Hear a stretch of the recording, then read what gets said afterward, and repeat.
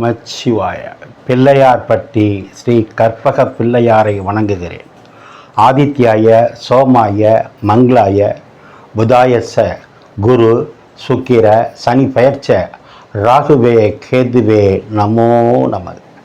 நமது வாழ்க வளமுடன் யூடியூப் சேனல் நேயர்கள் அனைவருக்கும் உங்கள் நண்பர் அஸ்ட்ரோ டிஎஸ் மோகன்ராவின் அன்பான வணக்கம், வாழ்த்துக்கள். இப்போ நாம் இந்த மாதம் இந்த வீடியோவில் என்ன பார்க்க போகிறோம்னா, நவம்பர் மாத பலன்கள் வழக்கம் போல தான். 12 ராசிக்கும் தனித்தனி வீடியோ வழக்கம் போல் பாருங்கள், உங்களுடைய ஆதரவை கொடுங்க. இந்த மாதத்தில் கிரகங்கள் எங்கே இருக்குன்னு பார்ப்போம். முதல்ல குரு பகவான் கடக வீட்டில் அதிசாரமாக வேகமாக அதிசாரத்தில் கடக வீட்டில் உச்சமாக இருக்கார். கடக வீடுங்கிறது சந்திர பகவானுடைய வீடு. குருவுக்கு அவர் நண்பர் வீட்டில் உச்சமாவார். எப்போவுமே குரு கடக வீட்டில் தான் உச்சமாகும். சரி, அடுத்து கேது பகவான் எப்பவும் போல் சிம்ம வீட்டில் தான் அவருடைய பயணத்தை நடத்திக்கிட்டு இருக்காரு. 4ஆம் தேதி இங்கே இருக்கிற சுக்கிரன் துலாம் வீட்டுக்கு வந்துடுவார். விலகாலம் கிட்டத்தட்ட ஒரு மாதம் நீச்சமாக இருந்த சுக்கிர பகவான் தன்னுடைய சொந்த வீடான துலாம் வீட்டுக்கு வந்து ஆட்சி ஆகிறார். அங்கே வேறு யார் இருக்கா? புதன் இருக்கார். புதன் அவருடைய நண்பர் தான். அப்போ 2 பேரும் அவங்க துலாம் வீட்டில் இருக்காங்க, பயணம் பண்ணுறாங்க. இங்கே பார்த்தீங்கன்னா செவ்வாய் ஆட்சியாக இருக்கார். விருச்சக வீடுங்கிறது செவ்வாய் பகவானுக்கு ஆட்சி வீடு. அங்கே அவருடைய நண்பர்னு சொல்லக்கூடிய சூரியன் விருச்சக வீட்டில் இருக்குது. இவர் சூரியன் எப்போ வருவார்னா 17ஆம் தேதி தான் விருச்சக வீட்டுக்கு வருவார். 16ஆம் தேதி வரைக்கும் துலாம் வீட்டில் இருப்பார். ஏன்னா அது ஐப்பசி மாதம்னு அர்த்தம், நீச்ச வீடுன்னு சொல்கிறது.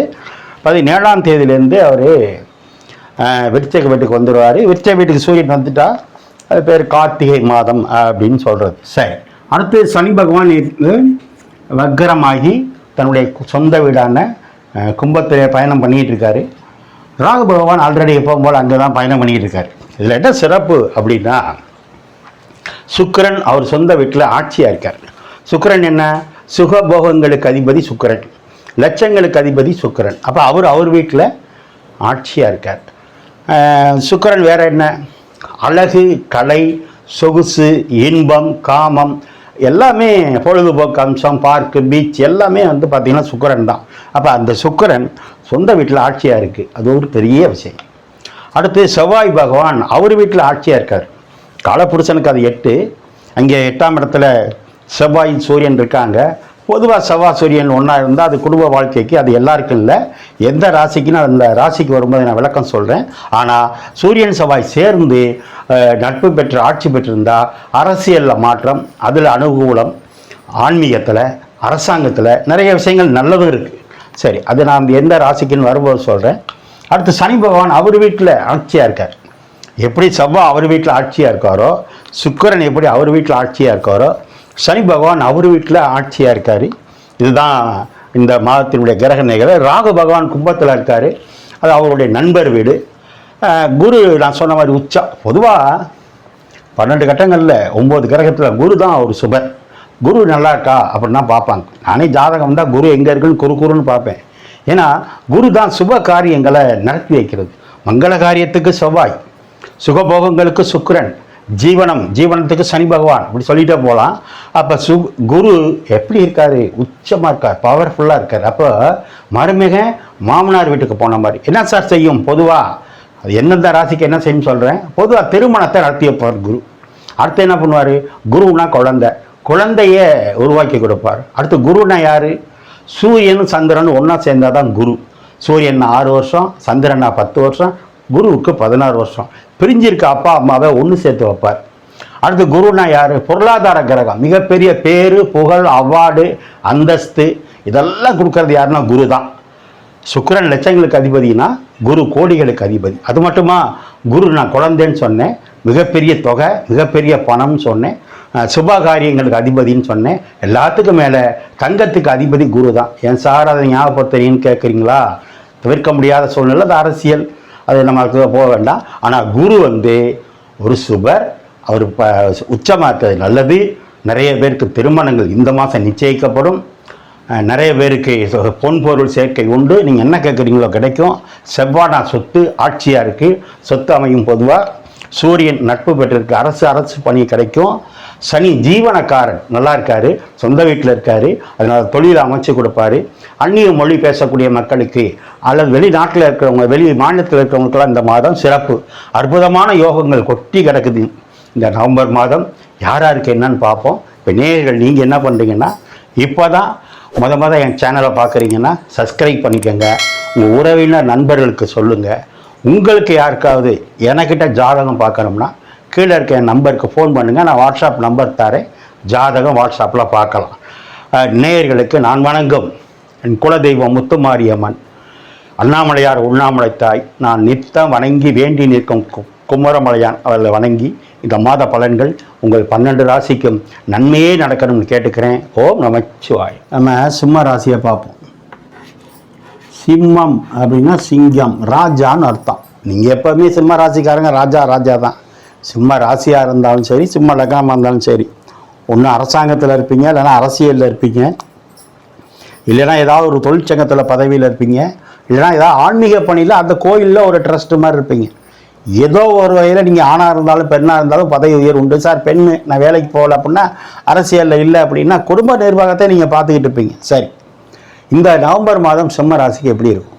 முதல் பாயிண்ட், 2ஆம் வீடு பணம் அப்படின்னு சொல்லக்கூடிய கிரகம் புதன், தனம் சொல்லக்கூடிய கிரகம் புதன், குடும்பம் சொல்லக்கூடிய கிரகம் புதன். உங்களுக்கு அது எங்கே போகுது? 2க்கு 2 3ஆம் இடத்துக்கு போகுது. அங்கே 3ஆம் இடத்துல சுக்கிரன் ஆட்சியாக இருக்குது. அப்போ என்ன சார் கிடைக்குது? வருமானம் மாறும். அல்லது ஏற்கனவே ஒரு வருமானம் வந்துட்டு இருந்தால் புதுசாக ஒரு வருமானத்துக்கு வழி பண்ணுவீங்க. அல்லது சுக்கிரன் அங்கே இருக்கிறதுனால வருமானத்துக்காக இடம் மாறுவீங்க. விஷயம் அவ்வளோதான். 2ஆம் இடம்னா வருமானம், 3ஆம் இடத்துக்கு போகுது.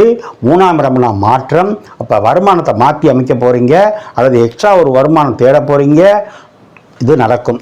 3ஆம் இடம்னா மாற்றம், கம்யூனிகேஷன் வருமானம் கிடைக்கும். 3ஆம் இடம் கமிஷன், கம்யூனிகேஷன், புரோக்கிங், இதெல்லாம் 3ஆம் இடம். அதில் வருமானம் வரும். ஆல்ரெடி புதனே சமாதான கிரகம். அப்போ அதுவே தரகு வேலை, புரோக்கரு, பத்திரிகை துறை, எழுத்துத்துறை நல்லாயிருக்கும் இந்த துறையில் இருக்கிறவங்களுக்கு. சுக்கிரன் ஆட்சி. 3ஆம் இடத்துல சுக்கிரன் இருக்கக்கூடாது பொதுவாக, அது வேறு. ஆனால் சுக்கிரன் நீச்சமாக இருந்துச்சு ஒரு மாதமாக, உங்களுக்கு பணமே வரலையே. ஆனால் இப்போ வராத பணம் வரும். புதன் சேர்றதுனால பழைய பாக்கி வரும். ஸ்டேஷனரி சம்மந்தமாக வருமானம் வரும். உணவுத்துறை சம்மந்தமாக வருமானம் வரும். கல்வித்துறை சம்மந்தமாக வருமானம் வரும். ஸ்டேஷனரி சொல்லிட்டேன், புத்தகம் சொல்லிட்டேன். நகைச்சுவை நடிகர்களுக்கு வரும். 3ஆம் இடம் தான் சார் டைரக்ஷன். ஒரு படம் எடுக்கிறோம் அப்படின்னா டைரக்ஷன், அம்பையர் 3ஆம் இடம். இதில் இருக்கிறவங்களுக்கெல்லாம் வெற்றி. அடுத்து 4ஆம் இடத்துல யார் இருக்கா? செவ்வாய் சூரியன் இருக்கலாமா சார்? பொதுவாக 4ஆம் இடம் சுகஸ்தானம்னு சொல்கிறது, சுகமாக இருக்கிறதுன்னு சொல்கிறது. அங்கே போய் செவ்வாய் சூரியன் இருக்கலாமான்னா பொதுவாக இருக்கக்கூடாது. ஏன்னா செவ்வாய்னா கங்கு, சூரியன்னா நெருப்பு. சுகமாக இருக்கிற இடத்துல, மனசுன்னு சொல்கிற இடத்துல நெருப்பு கிரகம் இருந்தால் ஒரே படபடப்பு இருக்கும், டென்ஷன் இருக்கும், கோபம் இருக்கும். குறைச்சிக்கணும். ஆனால் இவங்க 2 பேரும் சேர்ந்து எங்கே பார்க்குறாங்க? 10ஆம் இடத்தை பார்க்குறாங்க. 10ன்னா என்ன? தொழில். 10ன்னா என்ன? கர்மம். 10ன்னா என்ன? பிஸ்னஸ். 9க்கு 2 அப்பாவோட வருமானம் சூப்பராக இருக்கும். ஏன்? உங்கள் ராசிநாதன் சூரியன் 4ஆம் இடத்துல நல்ல நிலைமையில் இருக்கிறாரு. உங்கள் ராசிநாதன் 4ஆம் இடம் சொல்லக்கூடிய வலுவான இடத்துல, கேந்திரத்தில் நல்ல நிலைமையில் இருக்கார். 4ஆம் இடம் என்பது செவ்வாயோட வீடு, அது நட்பு பெற்று இருக்கார். அந்த செவ்வாயோடைய சேர்ந்து இருக்கார். சிறப்பு. அப்படின்னா என்ன? அரசாங்க குவார்ட்டர்ஸ் கிடைக்கும், அரசாங்க வீடு கிடைக்கும், அரசாங்கத்தில் இடம் கிடைக்கும், அரசாங்க லோன் கிடைக்கும். செவ்வாய் சூரியன் ஒன்று சேர்ந்தாலும் அரசியலில் பதவி கிடைக்கும், ஆன்மீகத்தில் பதவி கிடைக்கும். செவ்வாய் 4 தான் இடம், பூமி, வாகனம், வண்டி எல்லாம் 4ஆம் இடம். இங்கே செவ்வாய் இருக்குது. நல்ல சொத்து ஒன்று வாங்குவீங்க, அல்ல சொத்து இருந்தால் வீடு கட்டுவீங்க. சூரியனே அங்கே போயிருக்கு. அம்மா மக ஒற்றுமை நல்லாயிருக்கும். அம்மா மக ஒற்றுமை நல்லாயிருக்கும். ஒரு சூரியன் தான் நீங்கள், 4ன்னா அம்மா நல்லாயிருக்கும். சூரியன் செவ்வாய் சகோதர ஒற்றுமை நல்லாயிருக்கும். பிரிந்த சகோதரன் சகோதரி ஒன்று சேரலாம். 10ஆம் இடத்தை பார்க்குது. சகோதரனோடு சேர்ந்து ஒரு தொழில் பண்ணலாம். சூரியனும் செவ்வாய் ஒன்று சேருது. அண்ணன் தம்பி அப்பாவோட சேர்ந்து கூட்டு குடும்பமாக ஒரு தொழில் பண்ணலாம். 10ன்னா தொழில் சிறப்பு. அடுத்து 7ஆம் இடத்துல சனி இருக்கக்கூடாது. வக்ரமாய் வந்துக்கிட்டு இருக்காரு. ராகு இருக்கார். நிறையா சொல்லியிருக்கேன் சிம்ம ராசிக்காரங்களுக்கு. இந்த ராகு கேது பயிற்சி முடிகிற வரைக்கும் கணவன் மனைவியாக இருந்தால் விட்டு கொடுத்து போங்க. பார்ட்னர், பிஸ்னஸ் பார்ட்னர் விட்டு கொடுத்து போங்க. நம்ம போய் சம்மந்தப்படுற இடம் எல்லாமே 7ஆம் இடம் தான். அரசியல்வாதியாக இருந்தால் ஓட்டு போடுற மக்கள்கிட்ட கவனம், பொதுமக்களோடு இணைந்து செய்யக்கூடிய சேவையை செய்கிறவங்க கவனம் கவனம் கவனம். ஆக இந்த செவ்வாய் 7ஆம் இடத்தையும் பார்க்குது, 7 கூட 4ஐயும் பார்க்குது. அப்போ மனைவிக்கு, கணவனாக இருந்தால் மனைவிக்கு நல்ல ஜாப் கிடைக்கும், கணவனாக இருந்தால் மனைவியாக இருந்தால் கணவனுக்கு நல்ல ஜாப் கிடைக்கும். மனைவி பேரில் சொத்து வாங்கலாம் அல்லது கணவன் பேரில் சொத்து வாங்கலாம். அரசு வேலை உண்டு, அரசாங்க தேர்வு வெற்றி. 2வது சார், குரு போய் 12ல் மறைஞ்சிட்டாரே அப்படின்னா பயப்பட வேண்டாம். அஷ்டமாதிபதியாக இருந்து மறையலாம், ஆனால் அவர் 5 குடையவராக இருந்து மறையக்கூடாது. ஆனால் உச்சமான குரு நல்ல யோகத்தை, நல்ல வண்டி வாகனத்தை, நல்ல பூமியை கொடுப்பாரு. வராத பழைய பாக்கி வரும், நல்ல தூக்கம் வரும். முதல்ல மனிதனுக்கு தேவை நல்ல தூக்கம் இருக்கும். 3ல் புதன் மறைகிறதுனால படிக்கிற பிள்ளைகளுக்கு நல்லது. புதன்னா கல்வி, மறைந்த புதன் நிறைந்த லாபத்தை கொடுக்கும். ராசிநாதன் 4ல் இருக்கும்போது வலுவாக இருக்கீங்க, ஸ்ட்ராங்காக இருக்கீங்க. செவ்வாயோட சேருது, செவ்வாய் பாக்கியாதிபதியோடு சேரும்போது இதுக்கு பேர் 9 குடையவர் 10ஆம் இடத்தை பார்க்கறதுனால மிக மிக சிறப்பு. அப்பாவோட வருமானம் உண்டு, அப்பாவோட வேலை உண்டு, அப்பா மாதிரியே வேலை, அப்பா மாதிரியே வருமானம், அப்பா செஞ்ச தொழில் எல்லாம் உண்டு. சனி பார்க்கறதுனால, செவ்வாயை பார்க்கறதுனால இப்போ தான் சொன்னேன், பூமிக்கு அதிபதி செவ்வாய் தான். சனின்னா பெரிய வயல்களுக்கு அதிபதி செவ்வாய். லேபர் அப்படின்னா சனி பகவான். செவ்வாய்னா ஆளுமை கிரகம். அப்போ நீங்கள் வேலை செய்கிற இடங்களில் தொழிலாளி முதலாளிகிட்ட விட்டு கொடுத்து போயிடணும். இந்த மாதம் முழுவதுமே சிறப்பு தான். ஏன்னா கார்த்திகை பிறந்துடுச்சு. கார்த்திகை பிறந்தாலே சிம்மராசிக்காரனால் பிடிக்க முடியாது. அடுத்து இந்த வந்தால் மார்கழி, தை, மாசி, பங்குனி, மேசம், ரிஷபம் வரைக்கும், மிதுனம் வரைக்குமே உங்களுக்கு இனிமேல் கொண்டாட்டமே. போன மாதம் சரியில்லை, ஏன்னா சூரியன் நீச்சமாக இருந்ததுனால உடல்நிலை பாதிப்பெல்லாம் இருந்தது.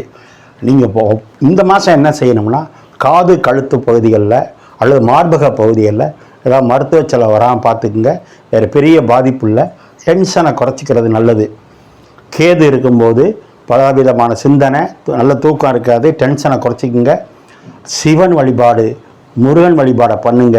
இந்த மாதத்தை சிறப்பாக கொண்டாடுங்க. சிம்ம ராசிக்காரங்க 2ஆம் தேதி மதியத்துக்கு மேலே 3ஆம் தேதி 4ஆம் தேதி சந்திராசனம் இருக்குது. அதில் கவனம். வண்டி ஓட்டுறவங்க, கார் ஓட்டுறவங்க, 2 வீலரில் போகிறவங்க கவனம் கவனம் கவனம். ஓம் நமச்சிவாய.